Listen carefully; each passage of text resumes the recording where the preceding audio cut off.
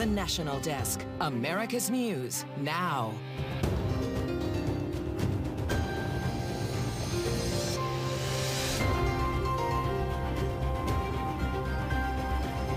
From the nation's capital, this is the National Desk, America's News Now. I'm Didi Gatton. On this weekend edition, we take a look at the big headlines of the week and look ahead at what to expect. Starting with the 4 big stories we've been following this week. Weapon of war. A graphic report details what happened to some Israelis during Hamas's October 7th rampage. Deadly blast. Virginia police identify the man killed. As we learn, he was no stranger to federal authorities. Fight night. 4 Republican presidential hopefuls square off how they're vying for votes in the final debate before the Iowa caucus. And clearing the air, we're asking doctors what you need to know about white lung syndrome and where cases are rising. Israel's military is calling for more evacuations in southern Gaza as it expands its ground offensive. But top UN officials warn Palestinians are running out of safe places to go. Israel Defense Forces are bombarding an area around Han Yunis, vowing to wipe out Hamas. Humanitarian leaders say the assault will worsen the humanitarian crisis in Gaza as evacuations push Palestinians into increasingly smaller portions of the enclave. According to the United Nations, more than 80% of Gaza's 2.3 million residents have now been displaced. There is international outrage over reports of Hamas committing widespread sexual violence in its October 7th attack on Israel and during the war since. While the U.S. has yet to make an independent assessment, State Department spokesperson Matthew Miller said this violence is likely why Hamas violated the hostage deal last week. The fact that it seems one of the reasons they don't want to turn women over that they've been holding hostage, and the reason this pause fell apart, is they don't want those women to be able to talk about what happened to them during their time in custody. Hamas has denied these reports, and some news outlets have questioned the veracity of the allegations. Miller later clarified he's not able to speak with a definitive assessment that Hamas held women and children behind to keep them quiet, but he says the U.S. has, quote, no reason to doubt reports that Hamas is using rape as a weapon of war. Kayla Gaskins has more.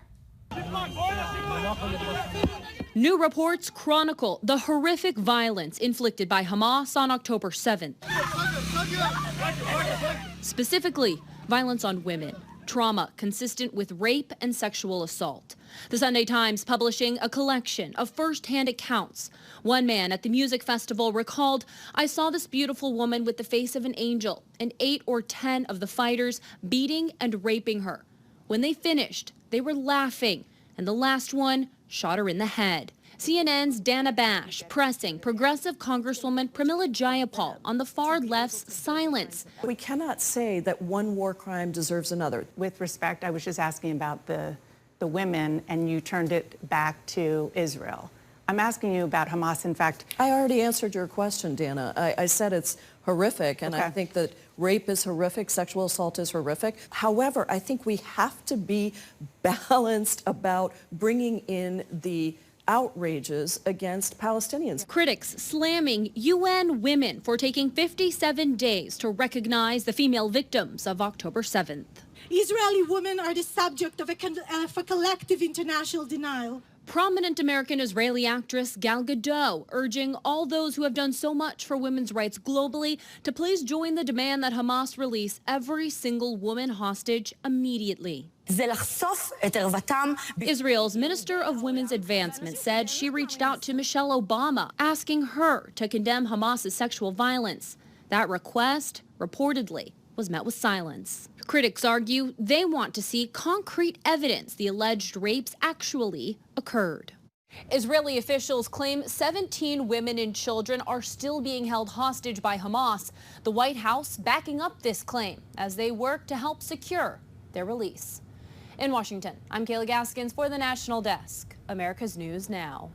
FBI Director Christopher Wray says the terror threat facing the United States has reached unprecedented levels, and his agency is constantly working to prevent potential domestic attacks by Hamas or its sympathizers. Given the steady drumbeat of calls for attacks by foreign terrorist organizations since October 7th, we're working around the clock to identify and disrupt potential attacks by those inspired by Hamas's horrific terrorist attacks in Israel. Testifying before a Senate Judiciary Committee, the FBI director also pushed senators to reauthorize a spy program that is set to expire in a few weeks. Arlington police say the owner of the house where police were executing a search warrant is presumed to be dead. Officers say 56-year-old James Yu was firing a flare-type gun from inside the house, which then exploded. No one outside the property was seriously injured, and the cause of the explosion remains under investigation. Residents of the Arlington neighborhood where the explosion took place are now speaking out about the shocking blast. The National Desk, Caroline Petrikis, joins us now with what they had to say.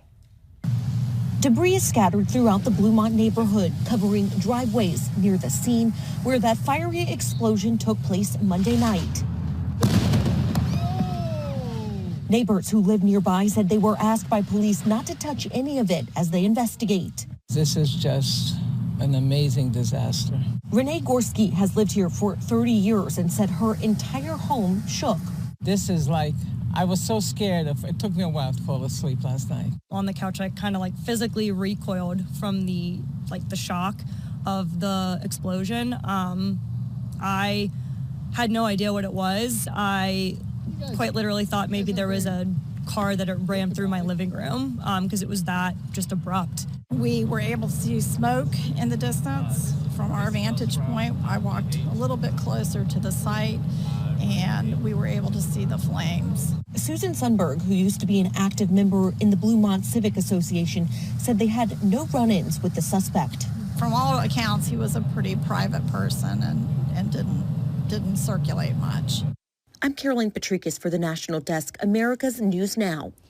New details. Former Minneapolis police officer Derek Chauvin is back in prison after being released from an Arizona hospital. Chauvin was stabbed 22 times by a fellow inmate last month at the Federal Correctional Institution in Tucson. The inmate accused of attacking Chauvin is facing multiple charges, including attempted murder. Chauvin is serving a 22-year sentence in the murder of George Floyd. Philadelphia's city council passed a bill last week to ban ski masks in some public spaces, an effort to increase public safety amid increased violent crime.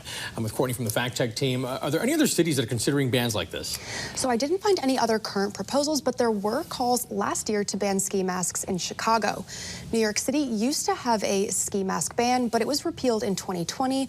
Washington, D.C. did too for almost 30 years, but it was repealed earlier this year. And at the state level, did you discover any similar laws, perhaps proposals in the works? I looked into it. Here's what I found. If you take a look at your screens, you'll see there are at least 11 states with some kind of anti-mask law, and these laws vary state to state. For example, in Georgia, it's illegal to wear a mask unless it's part of a Halloween costume, production, or sporting event. In Florida, it's illegal to wear a mask or hood to conceal your identity. And in states like California and Michigan, it's illegal to wear a mask while committing a crime. All right, Courtney, thank you. And for more on this Fact Check team topic, including links to Courtney's sources, you want to scan the QR code on your screen or visit thenationaldesk.com. 4 Republican presidential candidates taking the debate stage in Tuscaloosa, Alabama Wednesday night. Ron DeSantis, Nikki Haley, Chris Christie, and Vivek Ramaswamy. The National Desk, Atra El-Nashar, reports on how they made some of their final pitches to voters before the first ballots are cast. This debate was framed as a make or break moment for the candidates, the last before the Iowa caucuses. Likely the reason why the candidates didn't hold back, not just trying to set themselves apart, but from going after each other. This is the fourth debate that you would be voted in the first 20 minutes as the most obnoxious blowhard in America. So shut up for a minute. Former South Carolina Governor Nikki Haley riding momentum of recent key endorsements and a bump in the polls, making her a target. And I love all the attention, fellas. Thank you for that. Between jabs, the candidates dug into the issues like the Israel-Hamas war. If they had a plan which showed me that we could get them out safely, you're damn right I'd send the American Army in there to get our people home and get them home now. And the crisis at the southern border. We need to build a wall across the southern border. I'll get it done. The frontrunner, former President Donald Trump, again absent from the stage. In October, his campaign called on the RNC to cancel remaining debates. Trump taking a dig at other Republicans in the race during a solo town hall Tuesday night. We have crowds that are incredible. In Iowa, we were here last week, we had overflow crowds. And other candidates have like 7 people standing in a farm. His opponents defending their electability in a general election. I'm the only one running for president that has beaten these people on issue after issue. We need somebody in the White House who absolutely is going to be a fighter when it counts. Though he wasn't on stage, Trump's presence was certainly felt during the debate. His opponents are longing to win over his supporters, so with the exception of former New Jersey Governor Chris Christie, they were careful not to criticize Trump too harshly. In Washington, I'm Atrell Nashar. Right now, clusters of pneumonia cases in children continue to climb across the country. Medical reporter Liz Bonas shares what's likely behind the rising numbers. Hey there, everybody. There are so many illnesses going around with similar symptoms: COVID-19, RSV, the flu. And public health experts want us all to know that any of these common illnesses can lead to pneumonia. The main concern right now is that it's showing up in clusters in children. Pneumonia is an infection of the lungs. Dr. Clint Koenig of Ohio's Warren County has the largest outbreak nationwide reported so far. As of today, there are 149 cases reported there in children ages 3 to 14. The average age is 8. Another cluster has been reported in children in Massachusetts, and there are severe outbreaks reported around the world in the Netherlands and in China.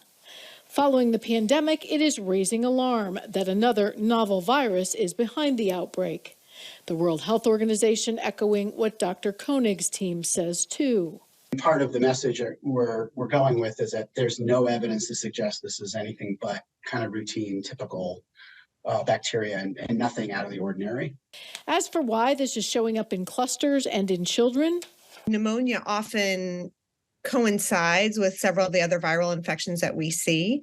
So parents are being asked to call the pediatrician if respiratory symptoms in young people continue to get worse instead of better. Now, quick reminder, there is a pneumonia vaccine recommended for younger children. There's also one for older adults. Just like other vaccines, it can keep you from getting really sick when you get that illness. I'm medical reporter Liz Bonas reporting. Researchers at Long Island University, they say you may not want to ask ChatGPT for medical advice. A new study says the artificial intelligence chatbot may give inaccurate answers to questions about medications. Out of 39 questions asked by Long Island University pharmacists, only 10 answers were considered satisfactory. The study's lead author says patients and healthcare professionals should be cautious and verify any responses with trusted sources. Up next here on the National Desk is skipping school, how many students are ditching class in Washington, D.C., and we'll explain what is behind the trend.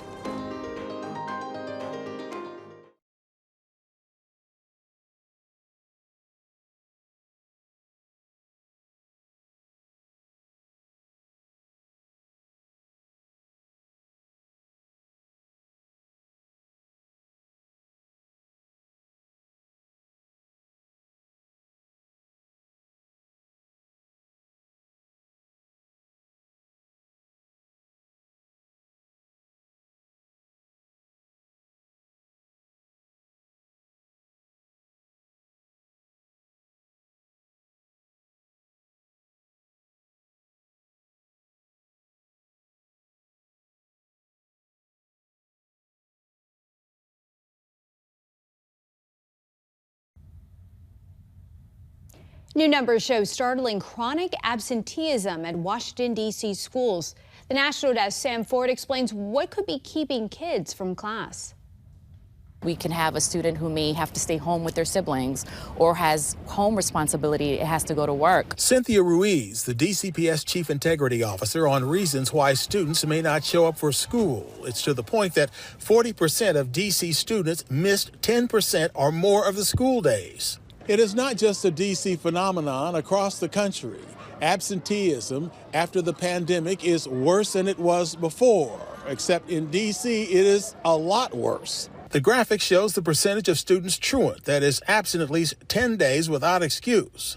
Black last year, an improvement over gray the year before, but blue last year, 88%. McKinley, 34%. School without walls, 1%.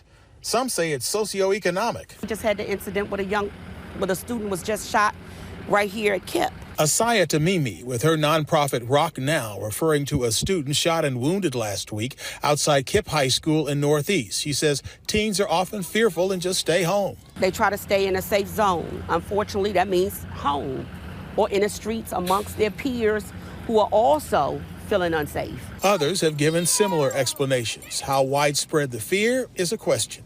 I have friends who have children and they put them in an Uber every morning and they really can't afford it. But they want to get their kids to school safe and get them back home safe. Reporting from Northeast Washington, Sam Ford. For the National Desk, America's News Now. New details in the Trump civil fraud case in New York. The Trump defense team no longer plans to call Eric Trump as a witness. An attorney says the team is streamlining its approach.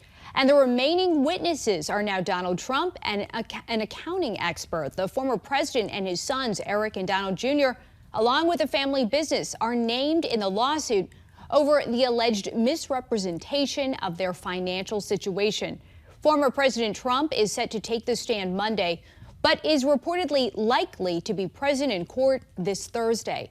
2 IRS whistleblowers testified behind closed doors to the House Ways and Means Committee, claiming Hunter Biden received special treatment while under investigation for alleged unpaid taxes. Janae Bowens reports. Veteran IRS agents Gary Shapley and Joseph Ziegler testified behind closed doors Tuesday to further make the case the federal Hunter Biden investigation was mishandled, despite evidence that Hunter Biden willfully violated U.S. tax code, failing to report millions of dollars. This is what Ziegler said during a public hearing in July.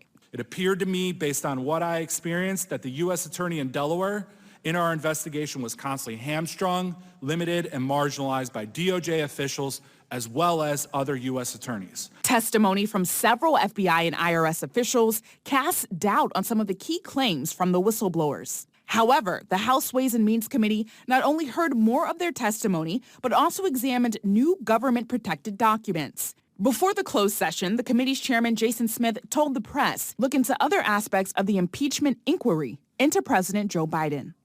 President Biden lied. Despite what he claimed, not only has evidence shown he was aware of his office being sold around the world to the benefit of his family. On Monday, House Oversight Committee Chairman James Comer released subpoenaed bank records revealing Hunter Biden's business made direct monthly payments to his father. These direct monthly payments to Joe Biden are part of a pattern revealing Joe Biden knew about, participated in, and benefited from his family's shady business schemes. Hunter Biden's attorney told The Hill the monthly $1,380 transfers were made to repay his father for a truck payment that Hunter Biden was unable to finance himself. The investigation won't stop here. The House Oversight Committee has subpoenaed Hunter Biden to appear in a closed-door deposition next week. Democrats have been critical of the private meeting, pushing for a public one instead. In Washington, I'm Janae Bowens. Troubling trend leading to a state of emergency in Baltimore. Ahead on the National Desk, how the city is working to curb crime and who is behind the violence.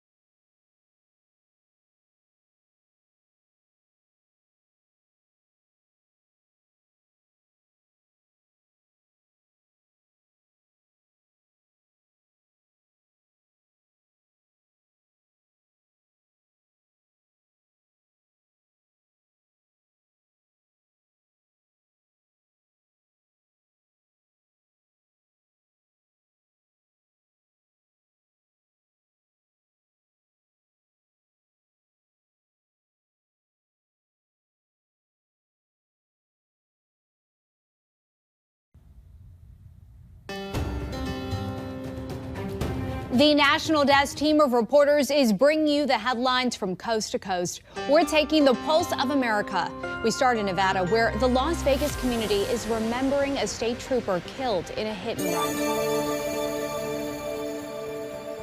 The last interaction was fun. He made us laugh. You know, he joked with us, and it was a great time. It's really sad that I'm not going to have that anymore. When Robert Babcock moved into his neighborhood, he says one of the first people he met was Trooper Alberto Felix. Babcock says he was instantly drawn to the father of two. He was a great guy, great family man. You know, when we first moved in, we didn't know we had a trooper in the neighborhood, and then all of a sudden he pulled in with his police car, his trooper car, and then we realized, oh, we live across the street from a trooper. That day he was out with his kid teaching her how to ride a bike. Babcock says the last time he saw Trooper Felix was on Halloween, when the officer took his children around their neighborhood to trick or treat. I mean, he was a father like any of us would be. A gift at the pump. Gas prices are still dropping just in time for the holidays. It's the longest decline that we've seen since the summer of 2022. A series of events could have cooled that trend, like Russia's ongoing war in Ukraine and the Israel-Hamas conflict. But according to AAA, gas prices have now fallen every day since the peak on September 18th. That's the good news for the next few months. The bad news is that if Middle East tensions remain high into the first quarter of 2024, then you'll see gasoline prices move up independently of crude. According to AAA, the average price for a gallon of regular gas nationwide is down 25 cents from a month ago. In Washington, we're down 30 cents. But our prices are higher than the national average because of taxes and climate change initiatives. Marvin Doc Cheatham says he leads one of the largest neighborhoods in West Baltimore. We have a little more than 36,000 residents who live in our community. But the president of the Matthew Henson Neighborhood Association is sounding the alarm. Matthew Henson on Monday, we declared a state of emergency over the trend of juvenile crime. These kids are off the hook. Calling on neighbors to step up, say something, and set an example. Desperate to see a change. So we're saying, yes, we put responsibility on the elected officials to do what they can, but at the same time, we must say to the parents, especially to the black men, and we're going to talk to the black men Saturday, you must come help us. This thing is off the hook. Coming up next on the National Desk, matrimony mess. Why more divorced couples are staying under the same roof.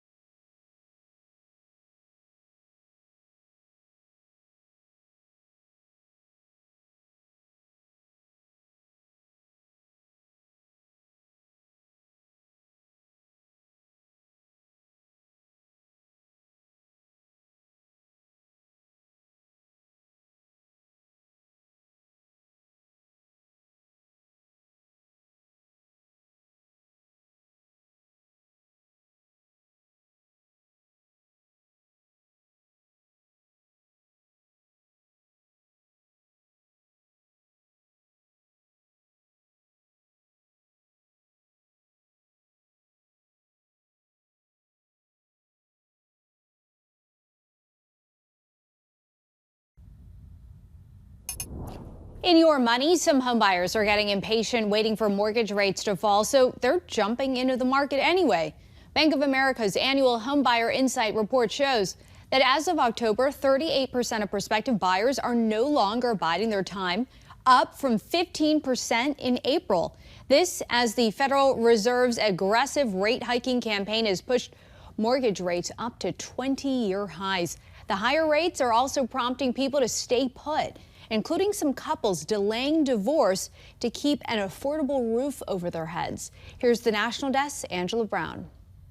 The tongue-in-cheek phrase, "it's cheaper to keep them," may never be more true than it is now. I think people who get along, they just realize they're not romantic partners anymore. I think they are delaying. Delaying divorce to keep the house and the lower mortgage rates that were locked in.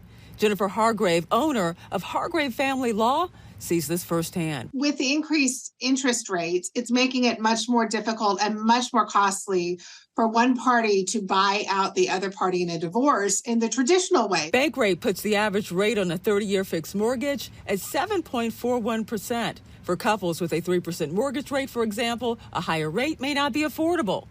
Lawrence Young, National Association of Realtors chief economist, says higher rates are keeping some people in their homes. If they were to either trade up or trade down, they're looking at much higher mortgage rate conditions today, and that's why we have this lack of supply. But estranged couples sticking it out could be harmful. Jennifer works with couples on a strategy to separate successfully. What party's going to keep the house?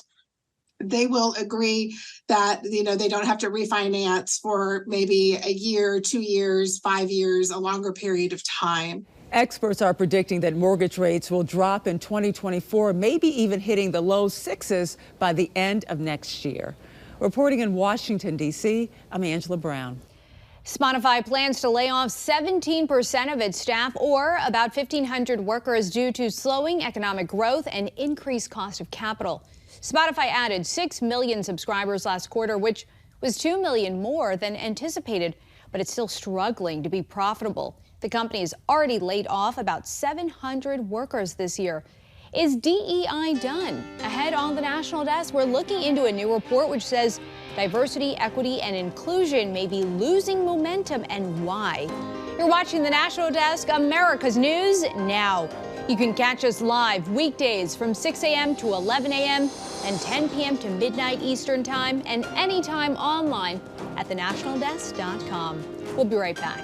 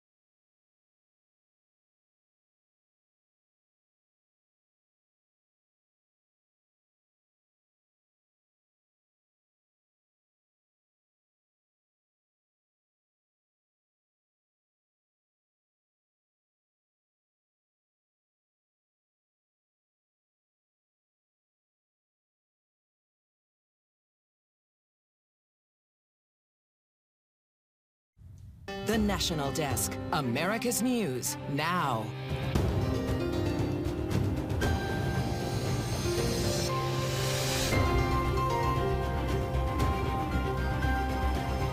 Testy testimony. 3 university presidents clashing with lawmakers on Capitol Hill. The tough questions they faced about a rise in anti-Semitism on campuses.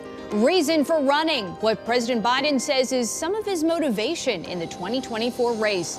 And later, 'tis the season for gatherings and germs. How much COVID cases are jumping. From the nation's capital, this is the National Desk, America's News Now. I'm Dee Dee Gatton. It's great to be here with you. And the U.S. military has airlifted another 36,000 pounds of critical supplies to the people of Gaza. The Pentagon says this second delivery of medical supplies, warm clothing, and food will be distributed by UN agencies. Additional flights are expected in the coming days. The latest delivery comes as the United States revealed plans to help establish a field hospital inside Gaza for civilians. The U.S. Agency for International Development made the announcement, which is a part of a new $21 million aid pledge for the enclave and the West Bank. Since the Israel-Hamas war broke out, reported instances of anti-Semitism have skyrocketed on college campuses. The leaders of some of America's top universities faced a grilling from lawmakers on Capitol Hill for their responses to the issue. The National Desk, Kelly Gaskins, joins us with details. Humanitarian crisis. The president of Harvard University admitting there's a spike in anti-Semitism on Harvard's campus. We have seen a dramatic and deeply concerning rise in anti-Semitism. I have seen reckless and thoughtless rhetoric shared in person and online, on campus and off. The presidents of UPenn and MIT also testifying on Capitol Hill Tuesday. We are combating this hate on our campus with both immediate and comprehensive action. The hearing comes as these top universities face intense backlash for rising incidents of anti-Semitism. What action has been taken against students who are harassing and calling for the genocide of Jews on Harvard's campus? I can assure you we have robust What actions have been taken? I'm not asking. Actions underway. A UPenn senior speaking at a press conference before the hearing. 36 hours ago, I, along with most of campus, sought refuge in our rooms. As classmates and professors chanted proudly for the genocide of Jews while igniting smoke bombs and defacing school property, Penn's president did choose silence. At MIT, Jewish students say they were physically blocked from attending class by pro-Palestinian protesters. Lawmakers demanding answers for what some see as these presidents' slow and inadequate responses. The university leaders, though, short on specifics when it came to if they're actually enforcing their own rules. I'm happy to have my office follow up. Regardless, polling shows nearly half of all Jewish American college students say they feel physically unsafe on campus. You're a dirty little Jew. You deserve to die. Or words said not by Hamas, but by my classmates and professors. Both Harvard and UPenn are currently being investigated by the Department of Education over allegations they created a hostile environment for Jewish students. In Washington, I'm Kayla Gaskins for the National Desk, America's News Now. Liz Cheney says she's considering a third-party presidential run, if for no other reason than to keep former President Trump out of office. That's according to comments the former Congresswoman made to the Washington Post. Cheney said she believes Trump could transform the U.S. into a dictatorship and possibly use his position to stay longer than his term if he wins in 2024. While promoting her new book on MSNBC, Cheney said she became aware of the threat after realizing Trump's effort to discount electoral votes. I think this was probably the most chilling moment where it was suddenly real that, this wasn't just some sort of a PR effort to suggest that he hadn't lost the election. There was a very real plan to stop us from counting legitimate electoral votes. And frankly, that realization and that recognition, it was nauseating. Cheney said she will make a final decision in the next few months. Trump also seems to be having an influence on President Biden's 2024 run. During a fundraising event outside of Boston, Biden told donors he wasn't confident he'd be seeking another term if Trump wasn't running. Biden has long viewed himself as the best shot at protecting the country from another Trump administration, saying democracy is at stake, and if Trump wins back the White House, he will, quote, forever and fundamentally alter the character of this nation. Young voters are not excited about their options in next year's election. According to a new Harvard poll, just 49% of 18 to 29-year-olds definitely plan on voting in 2024, down from 57% who said the same in 2019. Broken down, we see a big decline among younger Black Americans, with 38% saying they'll definitely vote. 50% of them said that in 2019. The same is true of young Hispanic Americans. 40% of them say they're definitely voting, compared to 56% in 2019. Developing now, a new report says diversity, equity, and inclusion may be losing momentum, with companies facing external pressure from lawsuits and court rulings. The National Desk, Angelo Brown, explains. The numbers here paint a picture. In 2020, after the murder of George Floyd and the call for racial justice, DEI-related jobs rose by 55%. But by the end of 2022, DEI jobs were being cut at a higher rate as conservatives filed lawsuits. Momentum surrounding DEI policies may be slowing. This new report from Paradigm, a DEI consulting company, found 54% of companies still have a budget for DEI. That's down 4 points from 2022. Robert Scott helps connect companies with tech leaders of color. If employers have the intention of having a diverse workforce, they will find ways to have a diverse workforce. External pressure from lawsuits may be partly to blame. Major players like Amazon sued over a program offering an extra $10,000 to Black or Latino-owned delivery service contractors. Fearless Fund, a tiny player in the venture capital world, sued for discrimination for $20,000 grants to small businesses led by Black women. The reason why the program exists is due to the racial disparities that exist in venture capital. This summer, 13 GOP state attorneys general sent this letter urging the leaders of Fortune 100 companies to take a look at their DEI programs. Johanna Jones is the CEO of Information Technology Senior Management Forum. We're watching the tea leaves. Thus far, with our corporate partners, we haven't seen any sweeping changes. Reporting in Washington, D.C., I'm Angela Brown. New details. The parents of Gabby Petito say Brian Laundrie told his parents on the phone Gabby was gone just a few weeks before her remains were found. Petito's parents updated a civil complaint as part of a lawsuit against Laundrie's parents and their attorney. They claim the three intentionally withheld information about the 22-year-old's death. Gabby Petito's family reported her missing in September 2021 after she went on a trip with Brian Laundrie, her fiancé. Investigators found her remains in Wyoming, and a coroner ruled her cause of death strangulation. Laundrie returned home, then vanished for weeks. His remains were found in a Florida reserve, and his death was ruled a suicide. A former NFL player has pleaded not guilty to murdering his mother. Sergio Brown is charged with killing Myrtle Brown near Chicago in September. Prosecutors accuse him of concealing the 73-year-old's body. The Cook County Medical Examiner's Office says she died due to an assault. Brown is in custody after going missing for weeks following his mother's death. Right now, as the holiday season ramps up, so are COVID-19 cases. The latest CDC data showing more than 19,000 people were hospitalized from November 19th to the 25th, with COVID symptoms up 10% from the previous week. Officials are closely watching a new variant that's spreading quickly around the world, JN1. It's barely been detected in the U.S., but officials believe its current rate of growth could fuel a wave of cases. Infectious disease specialists say many of the nation's pneumonia cases appear to be linked to an uncommon but treatable cause if diagnosed properly. The National Desk Liz Bonus explains. The number of pediatric cases of pneumonia continue to grow in several states as well as around the world. Many are referring to these cases as part of what's called white lung pneumonia or white lung syndrome. It's called that because the X-ray image with this kind of pneumonia looks white. Infectious disease specialist Dr. Stephen Blatt of Ohio's Tri-Health told me it looks white because...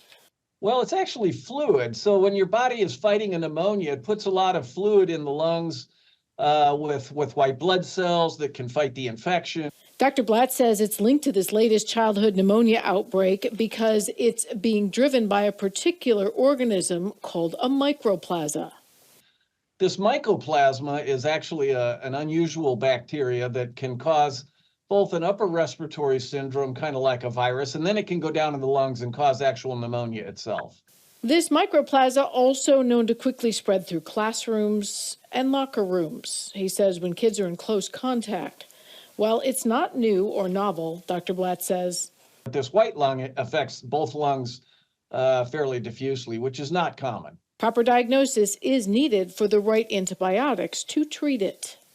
Couple of early warning signs: cough, fever, sweating, shaking, chills, shortness of breath, rapid or shallow breathing, even a stabbing pain in the chest, as well as low energy, nausea and vomiting in small children especially, and confusion in older adults. If any of these get worse instead of better, call your doctor. With your health news, I'm medical reporter Liz Bonus reporting. This year, almost 5 billion people used social media globally. It's a number that's expected to jump to nearly 6 billion by the year 2027. I'm back with Courtney from the Fact Check team. The average American spends about 2 hours using social media daily. How much time are kids spending? A lot of time, Eugene. I looked at this study from Gallup. It found just over half of adolescents spend on average 5 hours a day scrolling on apps like TikTok, Instagram, and YouTube. For comparison, this Piper Sandler survey found pretty similar results.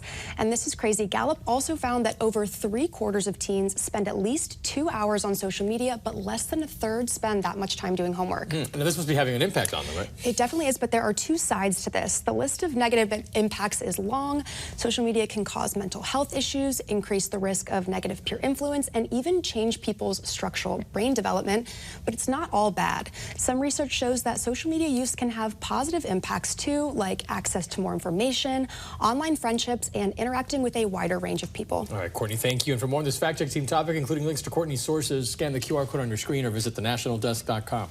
Still to come, our team of correspondents breaks down this week in Washington, from the push to electric vehicles to a meta lawsuit.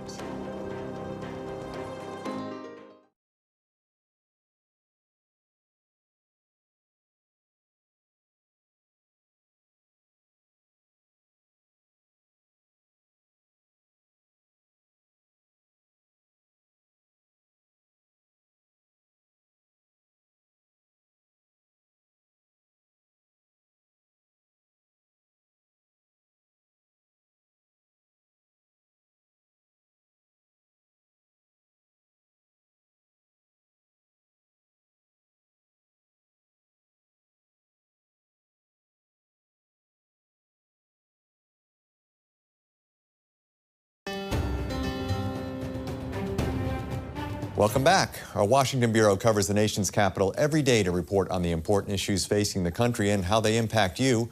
The Bureau's correspondents are here to share their insights on the stories they've been covering. As the Israel-Hamas war rages, anti-Semitic incidents on some college campuses and top college presidents' responses to those incidents coming to a head this past week.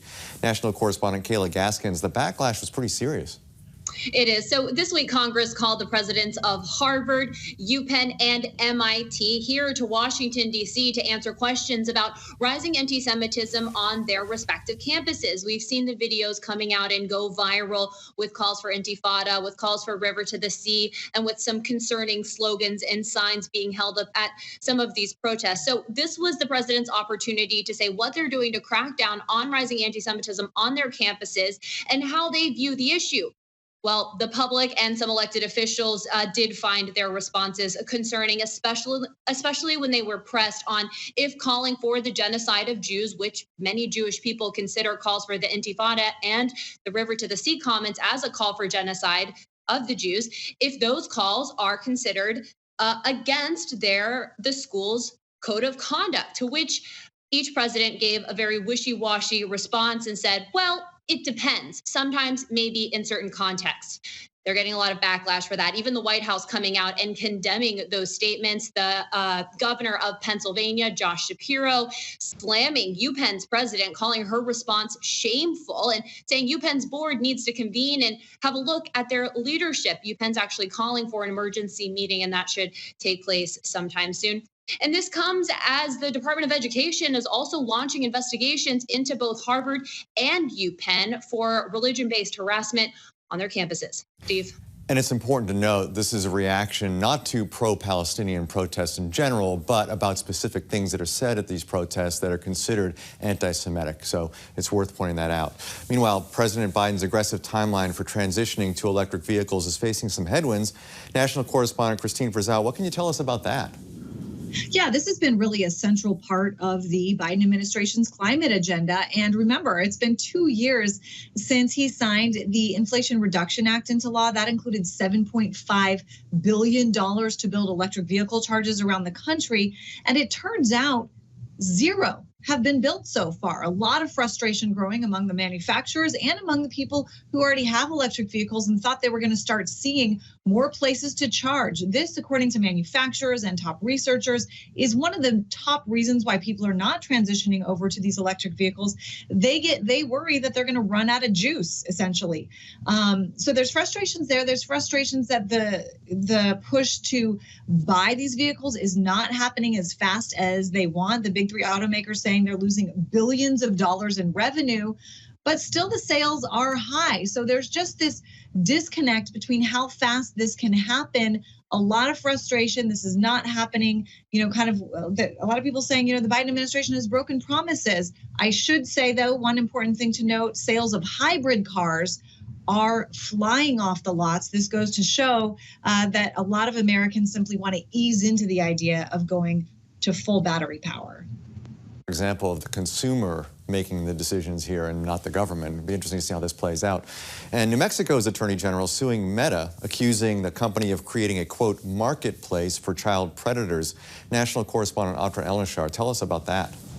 Yeah, well, you can now actually, it's a lot easier to name the states that are not suing Meta than those who are. Raul Torres of New Mexico just filed his own lawsuit this week, basically saying that the practices, in his words, horrific practices that are used by Facebook and Instagram parent company Meta create this breeding ground for child predators. And how he built his case is his office went basically undercover, using decoy accounts on Facebook and Instagram, posing as kids 14 and younger, and the things they found were disturbing. They were graphic.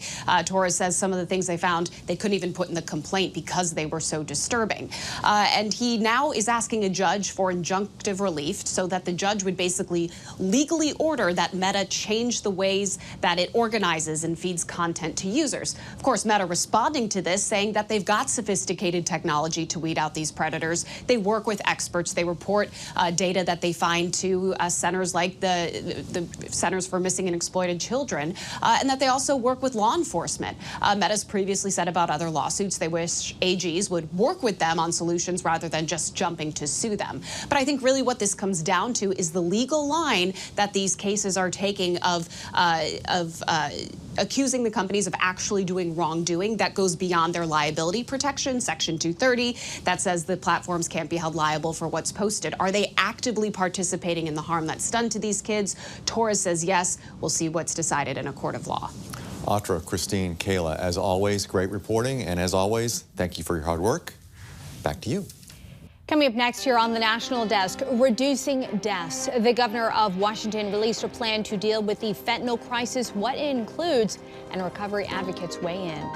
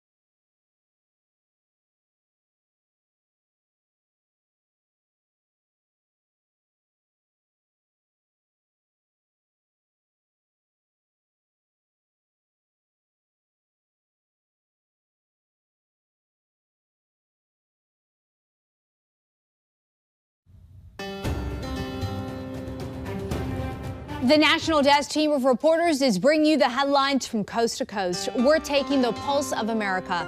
We start in Washington, where Governor Jay Inslee shared a plan aimed at reducing the number of fentanyl overdose deaths. We simply are seeing a drug epidemic like nothing we've ever seen. Treatment providers like Linda Grant with Evergreen Recovery Centers in Everett voiced her concerns to Governor Jay Inslee about the issues they're facing to combat the fentanyl crisis. At some point, we have to move downstream and really help the people before they become users of fentanyl, that once they start using, it's very hard to reverse it. During the upcoming legislative session, Governor Inslee's budget adds over $50 million in new funding for the 2023 to 2025 biennium. His budget would allocate money to education and awareness, overdose prevention, treatment access, recovery support, first responder support, and community health hubs. And we find community health hubs that provide multiple solutions for people can really be helpful. A study from the Department of Agriculture found that more than 15% of Texas households lack consistent access to food that is both healthy and affordable, meaning they are food insecure. One food pantry says the amount of people in need in that area has significantly increased. We service anywhere from 3 to about 500 each month. And it's been an increase since May when the pandemic benefits ceased. Normally we would see maybe 6 to 7 per time that we're open, and we are consistently seeing 15 to 20 families each time we're open. The pantry has found ways to offset rising food prices, including a community garden and the No Waste program through which restaurants donate leftovers. A shocking moment caught on camera. A car suddenly slammed into the Swish Swish Hot Pot restaurant. Look right here in Washington. As people were enjoying their meals, the car crashed into at least 2 booths but narrowly missed hitting anyone. The restaurant says no one was seriously hurt. The girl right next to the car only had scratches on her legs. I really think this is a miracle. And I think, as I said, a little bit to the left or a little bit to the right, it will be very different outcome. Police are investigating the crash.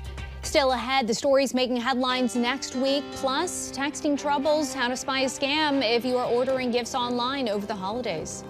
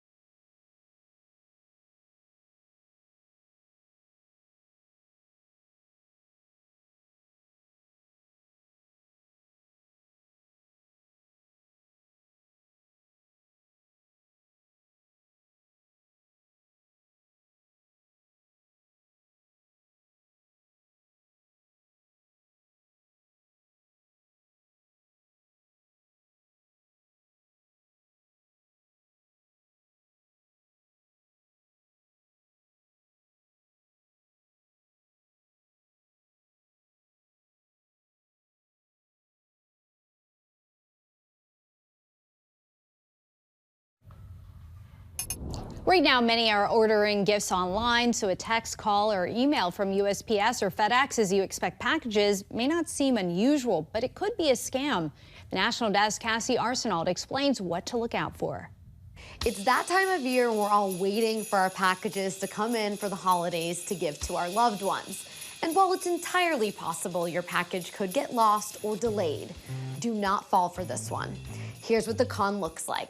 You get a text message from USPS or FedEx or another company like that telling you that they're holding your package because they couldn't deliver it for some reason, that your package is delayed or it's lost. Then they'll give you either a link to click or a phone number to call. But while it's entirely possible this text message could be legitimate, do not call these numbers and do not click these links. Usually if you order something from Amazon, you're going to get like a tracking code, right? Go to Amazon and use that tracking code, or you on your own, go to UPS or go to USPS.gov and enter the tracking code that you already have because then you can, you're essentially doing your own homework. You're vetting it by going to a legitimate site.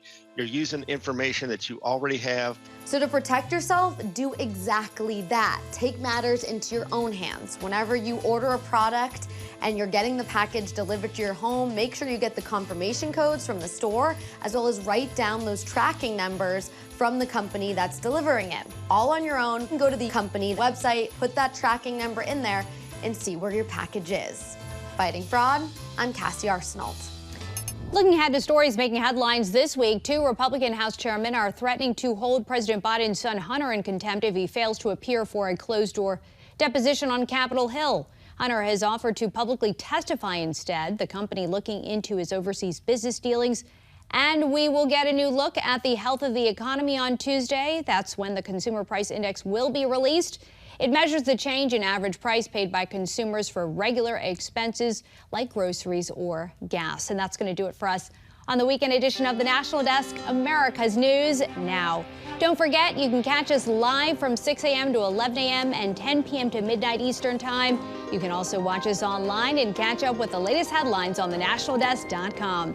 Thanks for watching the weekend edition of the National Desk. I'm Dee Dee Gatton. From all of us here, have a great week.